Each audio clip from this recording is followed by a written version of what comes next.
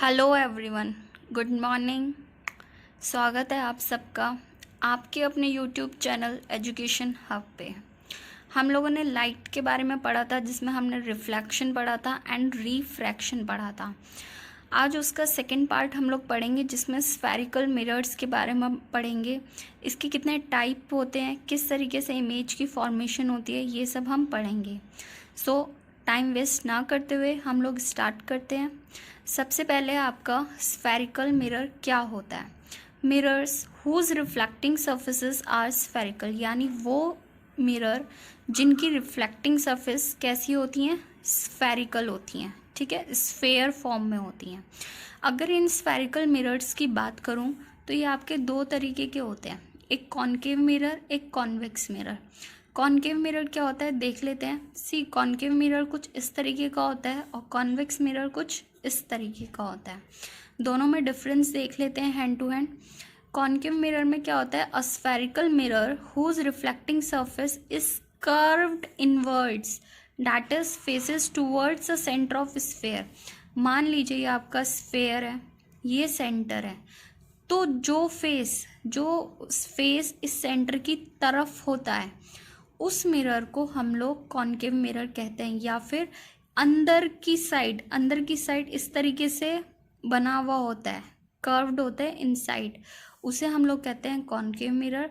और जो बाहर की साइड कर्व्ड होता है, जिसका पोर्शन सेंटर से अपोजिट डायरेक्शन में होता है, यानी ये आपका सेंटर है, इससे अपोजिट डायरेक्शन में इसका कर्व्ड फेस है, वो होता है कौन सा, आपका कॉन्वेक्स मिरर। ठीक है, ये जो हमें साइड में लाइंस नज़र आ रही हैं, ये पॉलिशिंग सरफेस होता है दोनों में। ठीक है, लाइट जो आती है इधर से आती है और रिफ्लेक्ट करती है। अब इसके बेस पे हम लोग कुछ इम्पॉर्टेंट टर्म्स पढ़ते हैं। ठीक, ये आपको एक डायग्राम दिख रहा है, इस छोटे से डायग्राम से मैं आपको पूरा एक्सप्लेन कर दूँगी। पहली टर्म है pole, centre of reflecting surface of spherical mirror, यानी ये आपकी सरफेस है, ये आपकी सरफेस है। ठीक है, ये आपका मिरर है, रिफ्लेक्टिंग पोर्शन है ये वाला, इसका सेंटर जो होता है वो होता है आपका क्या, पोल। ठीक है, सेकेंड है सेंटर ऑफ कर्वेचर। जब ये वाला कर्व्ड सरफेस जो होता है, इसको अगर हम एक कंप्लीट सर्कल में कन्वर्ट कर लेंगे, जैसे कि यहाँ मैंने कर रखा है, तो इसका सेंटर, इस स्फेयर का सेंटर जो होगा वो होगा क्या, आपका सेंटर ऑफ कर्वेचर। ठीक है, नेक्स्ट आती है term radius of curvature. Radius of curvature होता है डिस्टेंस बिटवीन पी एंड सी, यानी पोल और सेंटर ऑफ कर्वेचर के बीच का डिस्टेंस। पोल आपका रिफ्लेक्टिंग सरफेस पे है, सेंटर ऑफ कर्वेचर आपका स्फेयर का सेंटर है। इन दोनों के बीच का जो डिस्टेंस होता है वो होता है हमारा रेडियस ऑफ कर्वेचर। ठीक है, नेक्स्ट आता है प्रिंसिपल एक्सिस। प्रिंसिपल एक्सिस होती है imaginary line passing through C and P. यहाँ पे आपको एक लाइन नज़र आ रही होगी, ये डॉटेड लाइन ग्रीन कलर में। ठीक है, ये जो लाइन है आपकी, ये एक इमेजिनरी लाइन होती है जो हम खुद से ड्रॉ करते हैं, इसे हम लोग कहते हैं क्या, प्रिंसिपल एक्सिस। देन नेक्स्ट आता है principal focus, point on principal axis at which parallel ray of light after reflection meet. आप प्रिंसिपल फोकस को सिंपल फोकस भी पढ़ सकते हैं। सी, मान लीजिए यहाँ पे एक ये मिरर है, ठीक है, ये एक लाइन है, ये सेंटर ऑफ कर्वेचर है, ये पोल है। यहाँ से लाइट आई, चली गई, इधर से बैक हो गई, इधर से लाइट आई, इधर से चली गई। तो जो ये रिफ्लेक्शन के बाद जिस पॉइंट पे मिलती हैं वो होता है हमारा प्रिंसिपल फोकस, या फिर हम कह सकते हैं फोकस। तो आई होप ये आपको क्लियर हो गया हो। नेक्स्ट कहते हैं focal length, distance between pole and focus. इस पोल और फोकस के बीच का जो डिस्टेंस होता है ये वाला, इसे हम लोग कहते हैं क्या, फोकल लेंथ। ठीक है, सो आपके पास यहाँ पे 6 टर्म्स आई हैं, pole, centre of curvature, radius of curvature, principal axis, principal focus and focal length. तो आई होप आपको ये समझ आ गया हो। तो आगे चलते हैं। यहाँ पे आप लोगों को कॉनकेव एंड कॉन्वेक्स लेंस का डिफरेंस दिया हुआ है। कॉनकेव और कॉन्वेक्स में सबसे पहले तो आप लोग डेफिनेशन सी लिखेंगे। सेकंड आता है कन्वर्जिंग मिरर, इसे हम लोग कन्वर्जिंग मिरर कहते हैं। लेंस के लिए मैंने यहीं पे लिख दिया। ठीक है, इसे हम लोग कन्वर्जिंग मिरर कहते हैं, इसे हम लोग डाइवर्जिंग मिरर कहते हैं। इसका फोकस कैसा होता है, रियल होता है, यानी ये जितने भी इमेज देता है रियल इमेज देता है। और कॉन्वेक्स का जो फोकस होता है वो वर्चुअल होता है, यानी जो इसमें इमेज फॉर्मेशन होता है वो बिहाइंड द मिरर होता है। हम लोगों ने लास्ट वीडियो में पढ़ा था कि रियल इमेज और वर्चुअल इमेज में डिफरेंस क्या होता है। Real on the same side of the mirror मिलती है इमेज, एंड द वर्चुअल हमें बिहाइंड द मिरर मिलती है। एग्जाम्पल की बात करूं तो इसमें एग्जाम्पल है जो मिरर यूज़ होते हैं टॉर्च में, सर्च लाइट में, शेविंग मिरर्स में, या फिर जो डेंटिस्ट लोग यूज़ करते हैं। देखा होगा आप लोगों ने कि स्पून टाइप यूज़ करते हैं जिससे कि वो इमेज को बड़ा करके देख सकते हैं, ठीक है। तो वहाँ पे इसका यूज़ होता है। कॉन्वेक्स लेंस का यूज़ साइड व्यू के लिए यूज़ होता है, जहाँ पे आपको क्या करते हैं कि आपको साइड मिरर होता है जिसमें आप पीछे जो भी ट्रैफिक आ रहा होता है, जो भी व्हीकल आ रहा होता है, उसकी क्लियर इमेज आपको नज़र आती है, ठीक है। चलिए देखते हैं रूल्स क्या होते हैं रिफ्लेक्शन इन मिरर में। देखिए मिरर के अंदर जो भी रिफ्लेक्शन होते हैं उसके कुछ रूल्स होते हैं, ठीक। आपको पता चल गया प्रिंसिपल एक्सिस क्या होता है, इंसिडेंट रे आपको पता है, रिफ्लेक्टेड रे आपको पता है। अब यहाँ पे आपको 4 रूल नज़र आएंगे, ये मैंने अलग अलग कलर से बताया है। ऑरेंज कलर मैंने रिफ्लेक्टिंग सरफेस दिखाई है, मिरर दिखाया है, ठीक है। ब्लू कलर से रे का इंसिडेंस और रिफ्लेक्शन दिखा है, एंड येलो लाइन जो आपको शो कर रही है प्रिंसिपल एक्सिस, ठीक है। तो पहला रूल आपका ये कहता है कि जब भी कोई इंसिडेंट रे प्रिंसिपल एक्सिस के पैरेलल आएगी, क्या प्रिंसिपल एक्सिस के पैरेलल आएगी, तो वो हमेशा फोकस से होकर गुजरेगी, ठीक है। यानी कोई भी रे इस लाइन के पैरेलल में आती है तो वो हमेशा कहाँ से जाएगी, आपके फोकस से जाएगी, ठीक है। सेकंड लॉ कहता है कि अगर आपकी कोई रे फोकस से आती है, यानी इंसिडेंट ही इस डायरेक्शन में हो रही है, देखिए मैंने एरो भी बना रखा है, इंसिडेंट ही इस डायरेक्शन में हो रही है कि फोकस से जा रही है, तो वो हमेशा रिफ्लेक्शन के बाद इस प्रिंसिपल एक्सिस के पैरेलल निकल जाएगी, ठीक है। जो भी रे दोनों एक दूसरे का कन्वर्स है, अगर पैरेलल आ रही है तो फोकस से गुजर जाएगी, और फोकस से आ रही है इंसिडेंट तो पैरेलल होके रिफ्लेक्शन के बाद पैरेलल वे में निकल जाएगी, ठीक है। थर्ड लॉ क्या कहता है कि अगर कोई रे आपकी इंसिडेंट हो रही है सेंटर ऑफ कर्वेचर की लाइन से, यानी सेंटर ऑफ कर्वेचर से पास हो रही है, तो वो उसी रास्ते से वापस चली जाएगी, ठीक है। सेंटर ऑफ कर्वेचर से कोई लाइन आती है तो वो उसी रास्ते से वापस चली जाएगी। फोर्थ लॉ कहता है अगर कोई ऑब्लिकली आ रही है, जैसे कि आपको मैंने रिफ्लेक्शन में स्टार्टिंग में समझाया था कि अगर कोई रे इंसिडेंट हो रही है ऑब्लिकली, ठीक है, तो वो ऑब्लिकली ही वापस जाएगी, ठीक। तो आपके 4 लॉ हो गए। इस वाले केस में I is equals to are है, ठीक है। यहाँ पे भी I is equals to are है। अगर यहाँ से मैं नॉर्मल ड्रॉ करूँ तो हमारा ये वाला आई इस आर के बराबर होगा, ठीक है, ठीक। तो ये थे आपके सारे चारों के चारों लॉस की किस तरीके से मिरर में फॉर्मेशन होता है। चलिए देखते हैं कि इमेज की फॉर्मेशन कैसे होती है कॉनकेव मिरर में। कब? मैं इसके 3 केस बताऊंगी आपके कॉनकेव मिरर के, और 1 केस बताऊंगी आपको कॉन्वेक्स मिरर का। तो देखते हैं। सबसे पहले बोला है कि ऑब्जेक्ट जो है इन्फिनिटी पे रखा है, यानी इन्फिनिटी का मतलब होता है कहाँ रखा है हमें नहीं पता। मान लीजिए यहाँ कहीं कोई ऑब्जेक्ट होगा, ठीक है, तो पहली रे ये आई, ठीक है, यहाँ इंसिडेंट हुई और इधर से ये चली गई, ठीक, ऑब्लिकली आई, ऑब्लिकली चली गई। सेकेंड रे आई, ऑब्लिकली यहाँ से टकराई और इधर से रिफ्लेक्ट होकर चली गई। तो आप देखेंगे जिस पोजीशन पे इसने काटा, ठीक, और उसको अगर हमने ऊपर से ज्वाइन करा तो इमेज कहाँ बन रही है हमारी, फोकस पे बन रही है। यहाँ पे हमारी क्या बन रही है, इमेज बन रही है, ठीक है। तो यानी जब भी ऑब्जेक्ट इन्फिनिटी पे होता है तो पहला केस क्या है आपका कि आपकी जो इमेज बनेगी वो कहाँ बनेगी, फोकस पे बनेगी, ठीक है। और मिरर के सेम साइड पे है तो कैसी बन रही है, रियल बन रही है, उल्टी बन रही है यानी इन्वर्टेड बन रही है, ठीक है। एंड द लास्ट कि हाईली डिमिनिश्ड, यहाँ से जो आई थी बहुत छोटी इमेज बन रही है, तो कैसी है, डिमिनिश्ड है, ठीक, समझ आ गया। सेकंड देखते हैं।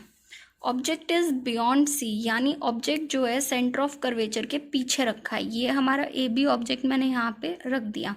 अब पहला रूल क्या था कि इस पॉइंट से जब लाइन इसके पैरेलल जाएगी तो कहाँ से पास होगी, फोकस से, हो गई। सेकंड रूल क्या था, अगर कोई लाइन फोकस से इंसिडेंट हो रही है तो वो पैरेलल चली जाएगी किसके, प्रिंसिपल एक्सिस के, ठीक। और जहाँ पे ये दोनों पॉइंट कट करेंगे वहाँ आपको इमेज मिल जाएगी। और इस इमेज की अगर मैं बात करूँ तो कैसे, कहाँ मिल रही है, between C and F, F and C के बीच में बन रही है, रियल है, इन्वर्टेड है, एंड कैसी है, स्मॉलर देन द ऑब्जेक्ट है। ऑब्जेक्ट का साइज बड़ा था और इमेज का साइज छोटा है, ठीक है। सो आई होप ये दो केस आपको समझ आ गए हों। नेक्स्ट है हमारा, जब ऑब्जेक्ट को हमने प्लेस किया है किस पे, पोजीशन सी पे, ठीक है। यहाँ पे ये मैंने ऑब्जेक्ट लिखा है, इसको नेमिंग कर देते हैं ए बी। तो पहला रूल वही कि लाइन पैरेलल गई प्रिंसिपल एक्सिस की और फोकस से पास होगी। जिस तरीके से मेरी पेंसिल चल रही है उस तरीके से आपको समझ आ जाएगा, ठीक है। सेकंड रूल क्या हुआ, फोकस से गई लाइन और प्रिंसिपल एक्सिस के पैरेलल निकल गई, ठीक है। ये कुछ इस तरीके से प्रिंसिपल एक्सिस के पैरेलल निकल गई, ठीक। तो जहाँ पे ये पॉइंट मिला वहाँ पे आपको इमेज मिल गई। अब आप लोग क्या देखते हैं कि जिस पोजीशन पे ऑब्जेक्ट था उसी पोजीशन पे हमारी इमेज मिल गई। तो आपसे पूछा जाए कि इस इमेज का नेचर क्या होगा, तो यही कि हमें जो इमेज मिली है वो कहाँ मिली है, एट सी मिली है, सेम साइज की मिली है, साइज सेम है, रियल है और इन्वर्टेड है, ठीक है। तो ये था आपका ऑब्जेक्ट एट सी। आपने अभी तक जितने भी देखे इन सब में एक चीज़ ध्यान दियो, तो ये जो इनके बीच का डिस्टेंस होता है ये हमेशा सेम होना चाहिए। अगर इनके बीच का जो गैप है ये थोड़ा भी डिसबैलेंस होगा तो आपकी जो रे की फॉर्मेशन है ये भी थोड़ा इधर उधर शिफ्ट हो जाएगी, ठीक है। और हमेशा आपसे डायग्राम दिया जाता है, पेपर में ज़रूर पूछा जाता है, और साथ ही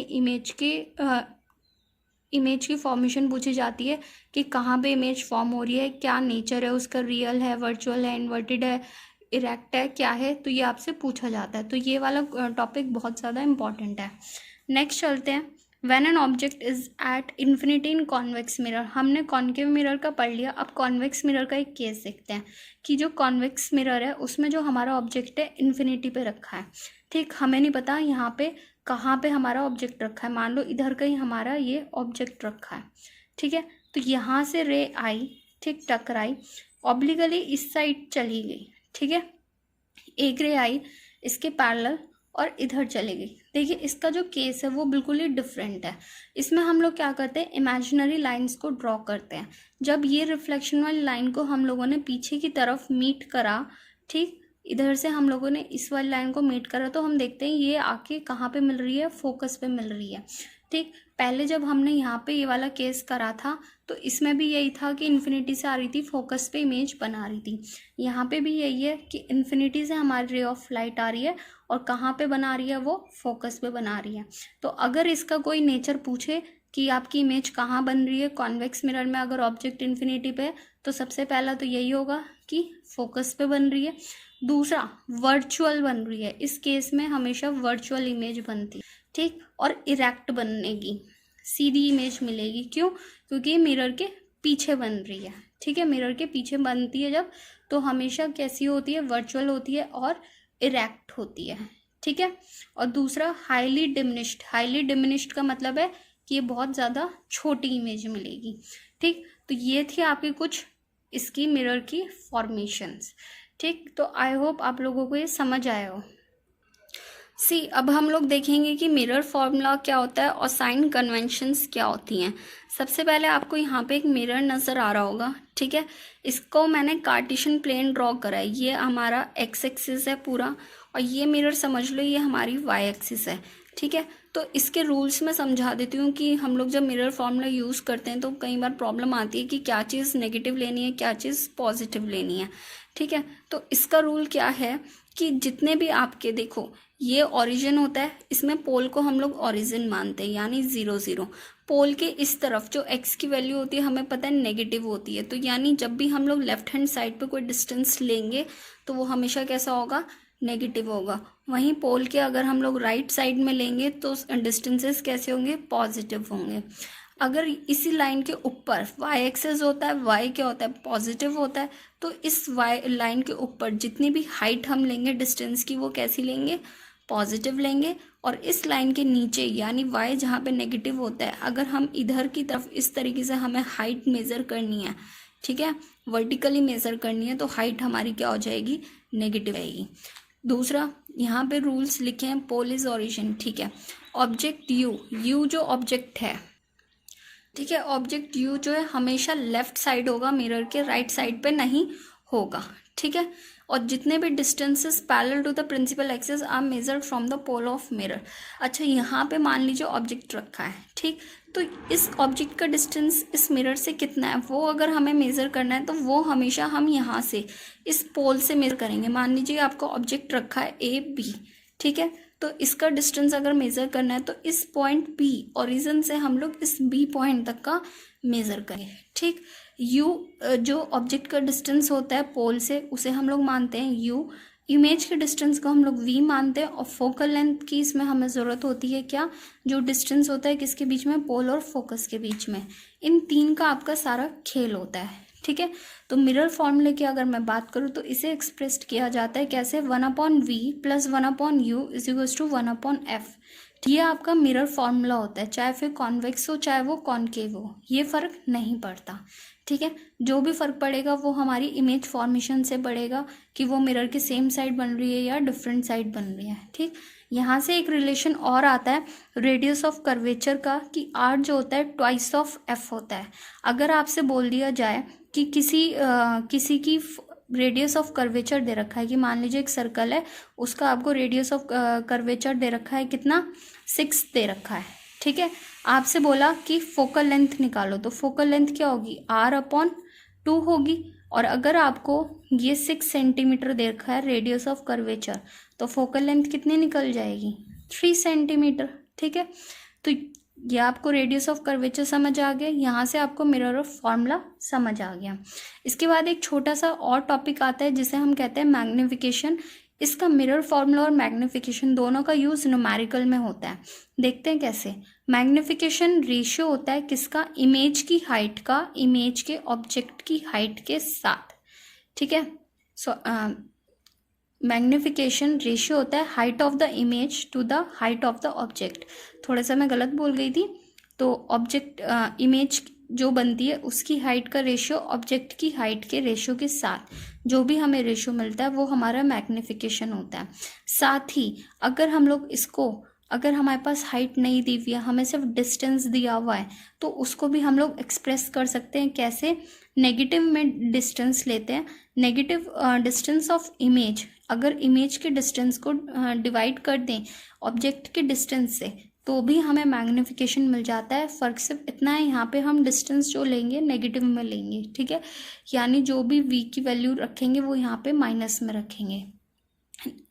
नेगेटिव साइन का मतलब क्या होता है कि इमेज जो है रियल है, और पॉजिटिव साइन का मतलब होता है इमेज कैसी है, हमारी वर्चुअल है, ठीक है।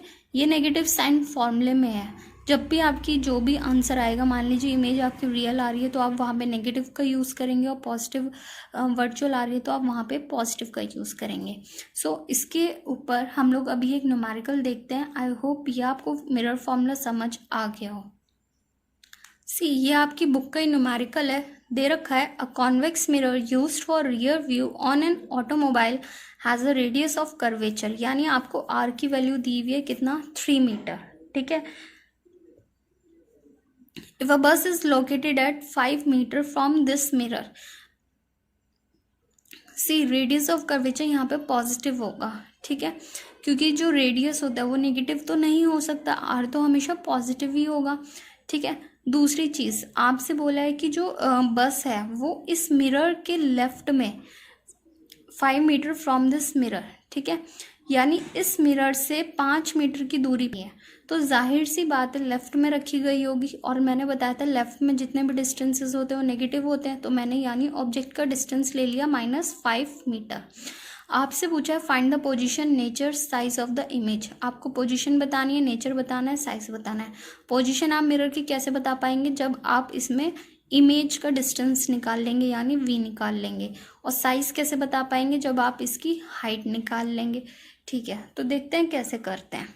ये हमारा मिरर था, पहले सबसे पहले आपको रेडियस ऑफ कर्वेचर दिया है तो हमें फोकल लेंथ चाहिए। फोकल लेंथ निकालने के लिए फॉर्मूला बताया था r/2 होता है। ठीक है, ठीक है। तो फोकल लेंथ निकालने के लिए r/2 कर देंगे, क्योंकि रिलेशन मैंने बताया था r जो होता है 2f होता है, और f की वैल्यू कितनी आ जाएगी, r/2 आ जाएगी।